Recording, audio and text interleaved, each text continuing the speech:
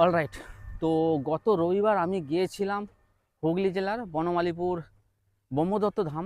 আর এটাকে বলা হয়ে থাকে ফ্রেন্ডস পশ্চিমবঙ্গের সবথেকে বড় দ্বিতীয় লার্জেস্ট মন্দির বা ধাম।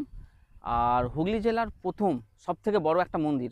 প্রায় 15 বিঘে জমির উপর এই মন্দিরটি ছড়িয়ে আছে। তো এই মন্দিরে কীভাবে যাবে, আর এই মন্দিরে নানা রকম নিয়মাবলী, এই মন্দির কখন খোলে, তো সমস্ত তথ্য থাকছে এই ভিডিওতে।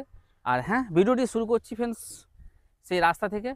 তো কীভাবে যাচ্ছি না যাচ্ছি এবং কিভাবে তোমরা যাবে সেই মন্দিরে, তো সেখান থেকে ভিডিওটি আমি শুরু করব। তো চলো দেখতে থাকো শেষ পর্যন্ত ভিডিওটি।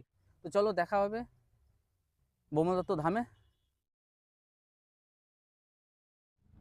এটা হচ্ছে মোসাটের ভেতর থেকে আমরা যাচ্ছি এখন বনমালীপুর। বারুইপাড়া স্টেশনের কাছাকাছি বনমালীপুরটা অবস্থিত। এখানে একটা মন্দির আছে, মন্দিরটা অনেকেই জানে না। বেশ বড় মন্দির, ব্রহ্মা বিষ্ণু মহেশ্বরের মন্দির। খুব পুরনো বলবো না, এই কিছু বছর হয়েছে।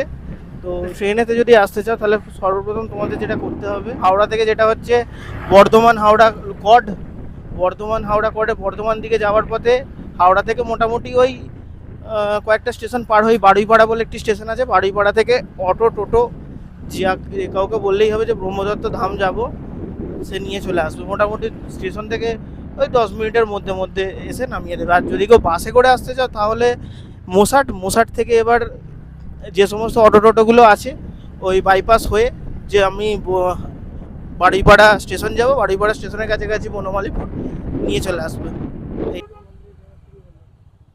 এখানে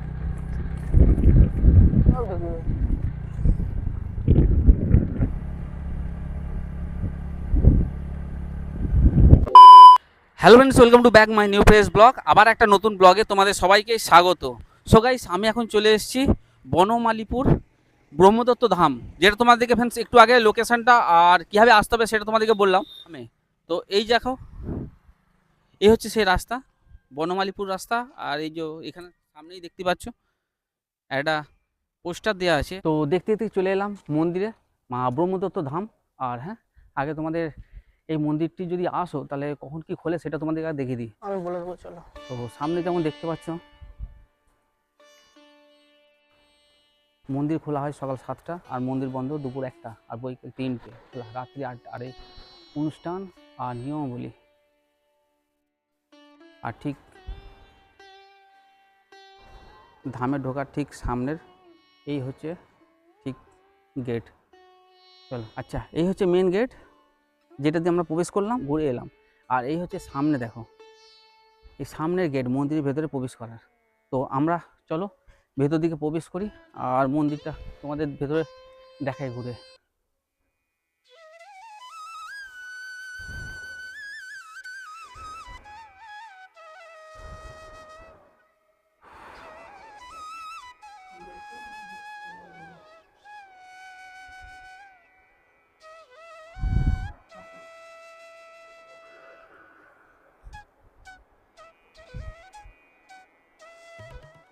আর সামনেই আমি দেখতে পাচ্ছি ব্রহ্মা বিষ্ণু মহেশ্বরের একটি মূর্তি।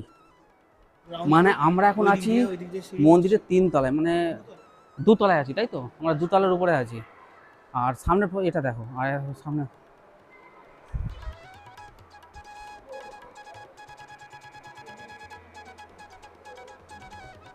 এখানে একটা কচ্ছপের মূর্তি। আর চারদিকটা দেখো, মন্দিরের চারদিকটা দেখো, ভেতরটা। অর্ডারটা তুলে দিই। আচ্ছা, আমি এখন মন্দিরের এক ভাইকে পেয়েছি। এই মন্দির সম্বন্ধে কিছু তথ্য আমরা জেনে নেওয়ার চেষ্টা করবো ভাইয়ের কাছ থেকে। তো মন্দিরটা কত বছর হলো মোটামুটি? মন্দির হয়েছে আপনার 6 বছর। 6 বছর। 6 বছর প্রতিষ্ঠা হয়েছে ফেব্রুয়ারি মাসের 18 তারিখে 2017 সালে। এই মন্দির নির্মাণ করেছেন সদ্গুরু নারায়ণ মহারাজ, পরম পূজ্য উনি। সদ্গুরু নারায়ণ মহারাজ 4 ধাম নির্মাণ করেছেন। প্রথম হলো আপনার শিবদত্ত ধাম, যেটা মধ্যপ্রদেশে অবস্থিত। এরপরে রয়েছে কন্যাকুমারীতে ত্রিদত্ত ধাম। তারপর এটা হলো আপনাদের কলকাতার মধ্যে 3 নম্বর ধাম ব্রহ্মদত্ত ধাম, যেটা কলকাতার মধ্যে বনমালীপুরে অবস্থিত।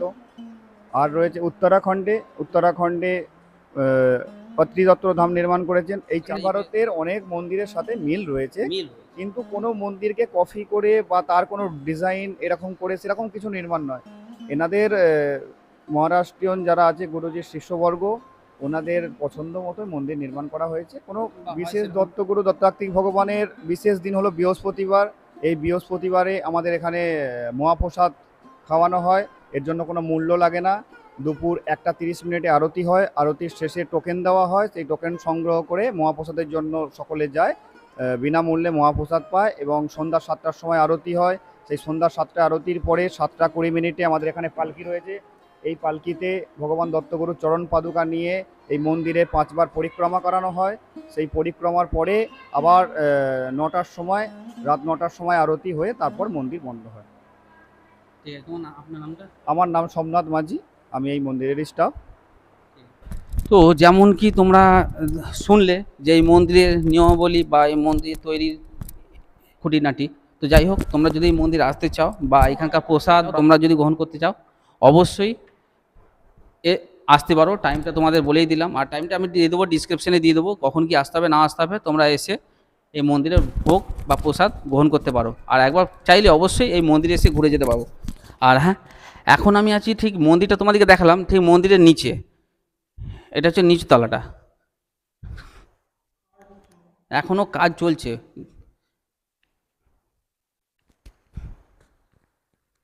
রঙের কাজ হচ্ছে নাকি গো?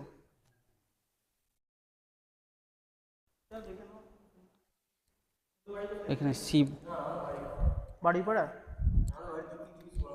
আর এখানে কোথায়? বাবা, বলে বাবা, উপরে তোমাদেরকে যেমন দেখালাম ব্রহ্মা বিষ্ণু মহেশ্বরের মূর্তি, আর ঠিক ওই মন্দিরের উপরতলা থেকে নিচের তলা মানে গ্রাউন্ড ফ্লোরে আছে শিবের মূর্তি। এই যে দেখে নাও, কার্ডটা দিন। আর মন্দিরটা এখনো কাজ যেহেতু চলছে, তাই কিছু কিছু জায়গা আমি হয়তো তোমাকে এখন দেখাতে পারবো না। তবে হ্যাঁ, বাইরের চারদিকে যে পজিশনটা আছে বা কতটা এলাকার মধ্যে ছড়িয়ে আছে মন্দিরটা, সেটা আগে দেখো। তবে তার আগে আমি শুভদীপ, যেহেতু এখানেই বাড়ি, তো শুভদীপের কাছ থেকে একটু জেনে নেওয়ার চেষ্টা করবো এই মন্দির সম্বন্ধে কিছু তথ্য।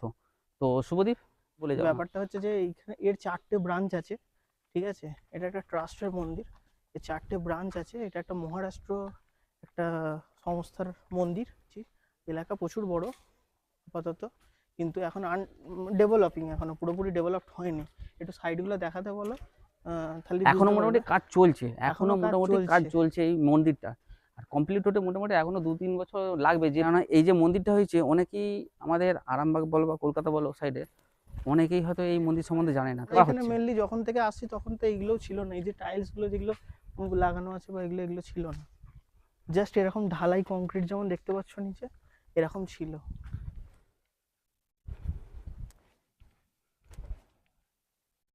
এখানটা আমরা এসে বসি, সন্ধ্যেবেলাটা হেভি সুন্দর হাওয়া, দেখো একটা দারুণ পরিবেশ লাগে। জুতোটা এখানে থাকবে নাকি? হ্যাঁ, ওকে, তাহলে সামনের দিকে চলো ঘুরে নিয়ে। হ্যাঁ, আমি তোলা এলে এখানে আরো লাইটিং আছে, দেখতে ভালো লাগে।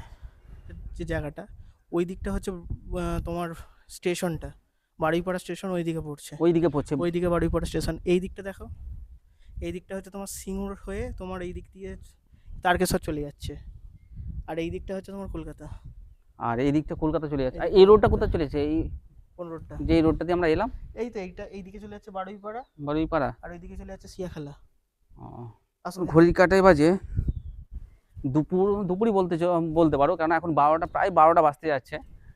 আর এদিকে শুনছি নাকি সন্ধ্যেবেলার দিকে যদি আসো, তাহলে এখানে লাইটিংটা অসাধারণ লাগে, লাইটিং দেখতে। তো যাই হোক, তো এখন দিনের বেলা তোমাদের মন্দিরটা ঘুরে দেখে দিচ্ছি, অন্য টাইমে আসবো, আরও ডিটেলসলি তোমার এই মন্দিরটা ঘুরে দেখানোর চেষ্টা করবো দিনের সন্ধ্যের দিকে। তো দেখো মন্দিরের ভেতর, মানে ভেতর বলবো না, ঠিক বাইরের এটাকে।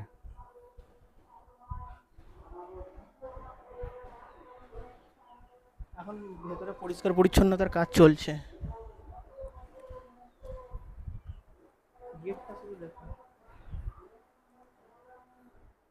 আচ্ছা, আমরা মন্দিরের বাইরের দিক দিয়ে ঘুরছি, পুরো মানে ঘুরে মন্দিরের চারদিকটা দেখাচ্ছি, তোমাদেরকে দেখিয়ে দিচ্ছি। দেখো, মানে হিউজ বড় জায়গা আছে, মানে ভাবতে পারছো কতটা জায়গা নিয়ে এখনো কাজ চলছে এই মন্দিরের। এই মানে মন্দিরটা যদি কমপ্লিট হয়ে যায়, ভাবতে পারো মন্দিরটা একটা অসাধারণ, একটা মানে সারা পশ্চিমবঙ্গে বলতে পারো সব থেকে বড় বৃহত্তম মন্দির।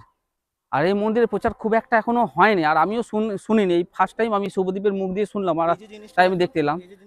আর দেখো আমরা ঠিক ঢুকলাম বাইরে থেকে, এই যে গেটটা দেখতে পাচ্ছি, এই গেট দিয়ে ঢুকলাম, আর ঢুকে আমরা ওই দিক দিয়ে ঘুরে ঘুরে এই মন্দিরের ভেতর দিয়ে এইদিকে এলাম।